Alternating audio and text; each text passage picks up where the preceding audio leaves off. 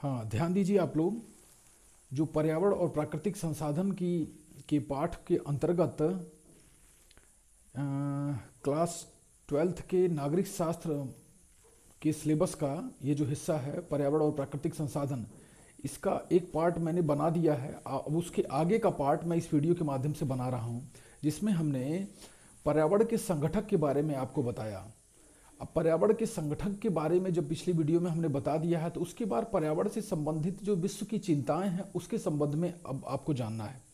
यहाँ पे पर्यावरण से संबंधित जो विश्व की चिंताएं हैं वो कुछ इस प्रकार हैं। वैश्विक स्तर पर पर्यावरण की जो चिंताएं हैं वो पूरे विश्व के सामने किस रूप में आ रही हैं, तो वो क्या क्या हैं, क्या क्या समस्याएं हैं जो विश्व के सामने आ रही हैं, उनको क्रम से जानते हैं। समुद्रों का प्रदूषण, जो समुद्र हैं, जो महासागर हैं, महासागरों का जो प्रदूषण है, महासागरीय प्रदूषण जो है वो किस प्रकार का है।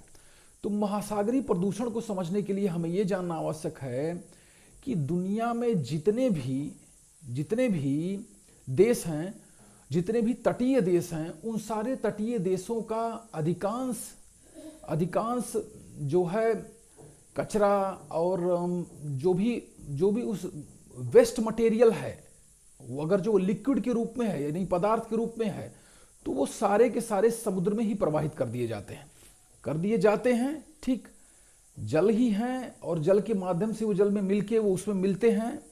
लेकिन यहाँ सबसे महत्वपूर्ण ये जानने की जरूरत है कि हम पानी में या इधर उधर कूड़ा करकट, प्लास्टिक वगैरह, प्लास्टिक एक ऐसा मटेरियल होता है जो कभी नष्ट नहीं होता है, इवन उसे जलाने के बाद भी नष्ट नहीं किया जा सकता है। तो ऐसे पदार्थ जो है इन नदी नालों के माध्यम से समुद्रों में चले जाते हैं और समुद्र के जाके जो पर्यावरण, समुद्र का जो पर्यावरण होता है उसको खराब करते हैं। समुद्र के पर्यावरण को खराब करते हैं और समुद्र के वातावरण को नष्ट करते हैं। और इसमें जो है इसका दुष्परिणाम झेलते हैं समुद्र में रहने वाले जो जीव जंतु हैं। वहां पे ऑक्सीजन की मात्रा कम हो जाती है, या वो जीव जंतु जो है इसको इन प्लास्टिक मटेरियल को अपना भोजन समझ के इसे खा लेते हैं। और खा लेने के बाद जो है प्लास्टिक मटेरियल समझ के इसे खा लेते हैं, और खा लेने के बाद ये डाइजेस्ट तो होता नहीं है उनके पेट में, और जिस नाते उनकी मृत्यु हो जाती है। तो समुद्र का जो एक इकोसिस्टम है, जो पारिस्थितिक तंत्र है, वो पूरी तरीके से डिस्टर्ब होना शुरू हो गया है। और खास तौर से जो आइलैंड हैं, जो द्वीप समूह देश हैं, उनके द्वारा ये प्रदूषण ज्यादातर फैलाया जा रहा है। ठीक, क्योंकि पर्यटन जो होता है, जो पर्यटक होते हैं जो किसी एक देश से दूसरे देश में घूमने जाते हैं, ये खास तौर से उन द्वीपीय देशों में घूमना पसंद करते हैं जो इनके चारों तरफ तट होता है। द्वीप का मतलब ये होता है किसी समुद्र में उठा हुआ स्थल का छोटा सा भाग, ठीक, जहां पे मानव अधिवास होता है, यानी मानव निवास करते हैं, वो द्वीप कहलाते हैं। अब यहां ध्यान देने वाली चीज ये है कि समुद्री प्रदूषण को तो हमने समझ लिया। दूसरा कारण है वनों की कटाई। जो वनों की कटाई हो रही है, बेतहाशा वनों की जो कटाई हो रही है, अवैज्ञानिक ढंग से जो वनों की कटाई हो रही है वो इस प्रकार है। अवैज्ञानिक ढंग से जो वनों की कटाई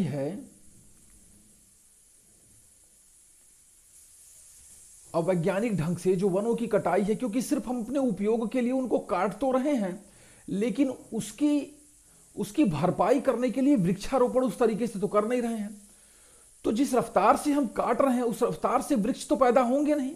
वृक्षों के उगने, फलने, फूलने और विकसित होने में सालों का समय लग जाता है। इसलिए जो अवैज्ञानिक ढंग से ये वृक्षों की कटाई हो रही है, वन के वन काट दिए जा रहे हैं। किस लिए? रोड के निर्माण के लिए, भवन के निर्माण के लिए, खेती के लिए और बहुत सारी विकास परियोजनाओं के लिए पेड़ों की कटाई हो रही है। अब पेड़ों की जब कटाई होगी तो वातावरण में क्या होगा?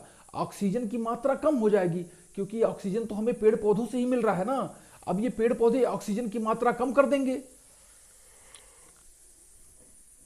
और जब ऑक्सीजन की मात्रा उत्पादन करने वाले इन पेड़ पौधों की जब कमी हो जाएगी, तो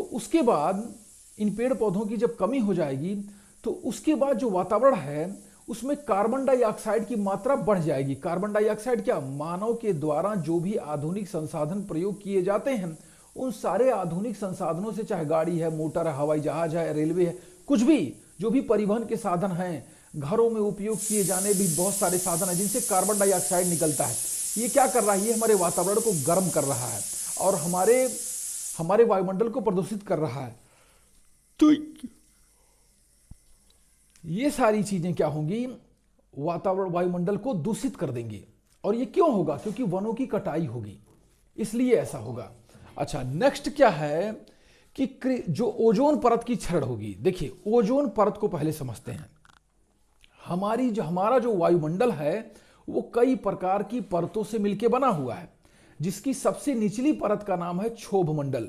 इस सबसे निचली परत के ऊपर जो है समताप मंडल है। सबसे निचली परत के ऊपर समताप मंडल है और ये समताप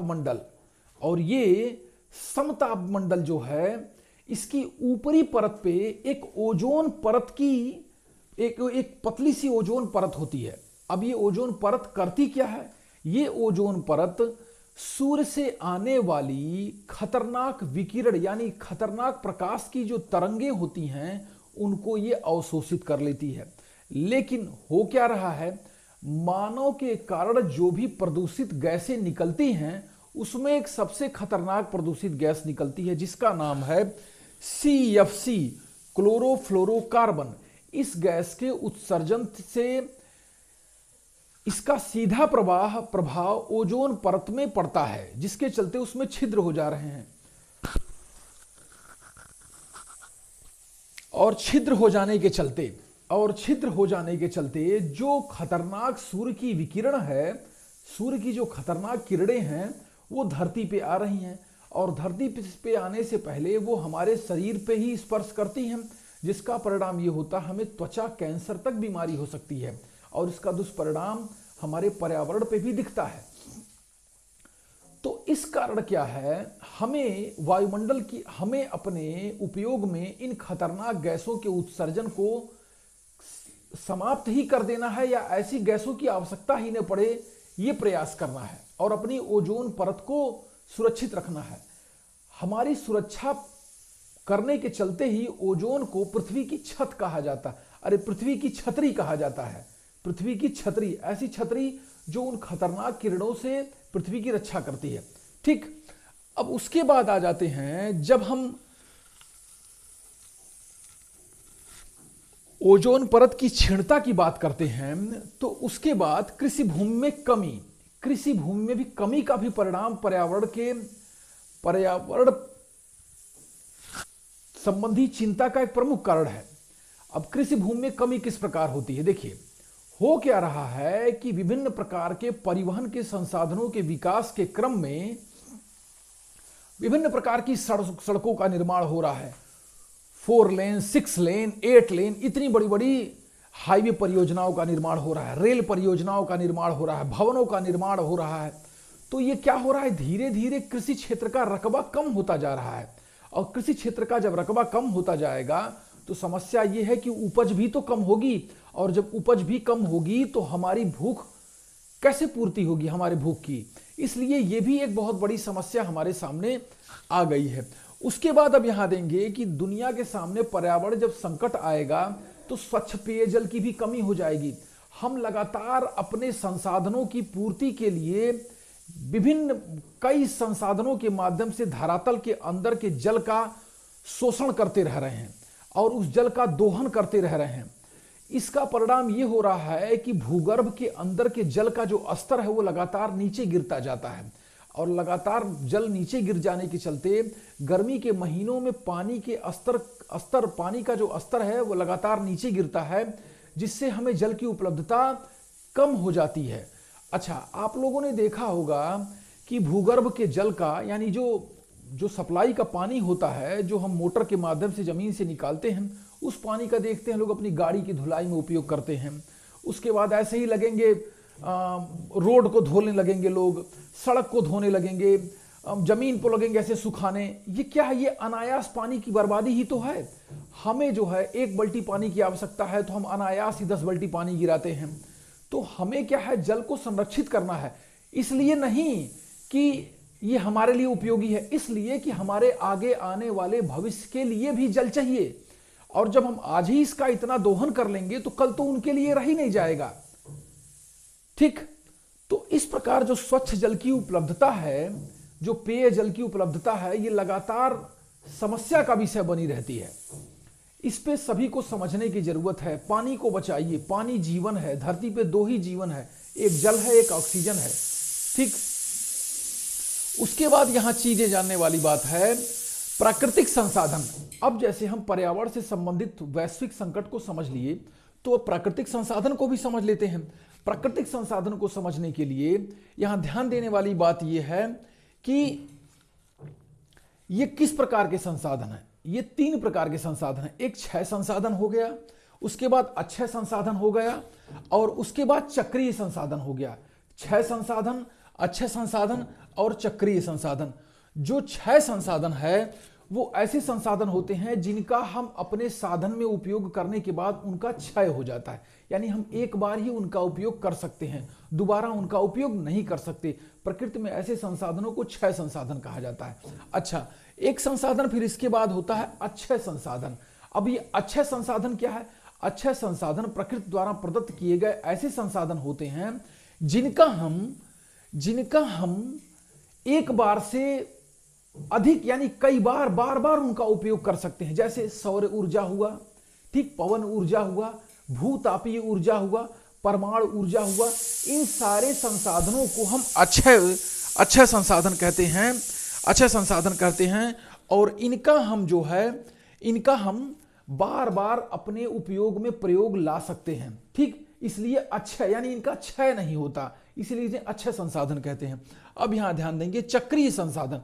चक्रीय संसाधन का क्या मतलब है? चक्रीय संसाधन से हमारा मतलब ये है कि जैसे घरों में उपयोग होने वाले प्लास्टिक और लोहे की जो वस्तुएं होती हैं, एक बार जब प्रयोग हो जाने के बाद ये जब टूट फूट जाती हैं या खराब हो जाती हैं, तो पुनः इनका ये फैक्ट्रियों में चले जाते हैं कबाड़ के माध्यम से, और फिर इसको वहां पे रिसाइकिल करके फिर इसका कोई सामान बना दिया जाता है। प्लास्टिक का जो वेस्ट होता है उससे प्लास्टिक का ही सामान बनता है, लोहे का जो वेस्ट होता है उससे लोहे का ही सामान बनता है। तो क्या है? ये चक्री है, लगातार चल रहा है, यानी वो चीज खराब होने के बावजूद भी हमारे उपयोग में आ रही है, यानी साइकिल चल रहा है, यानी एक चक्र चल रहा है। तो ऐसे संसाधनों को हम चक्रीय संसाधनों के अंतर्गत रखते हैं। ये जो है पर्यावरण और प्राकृतिक संसाधन के अंतर्गत जो ये श्रृंखला शुरू की गई थी, उसको हमने 2 वीडियो के अंतर्गत समाप्त किया है। अगर जो इसमें कोई चीज आपको नहीं समझ में आई होगी तो आप कमेंट के माध्यम से उसका जवाब देंगे। ठीक, और इसी के साथ okay, good night and again happy new year.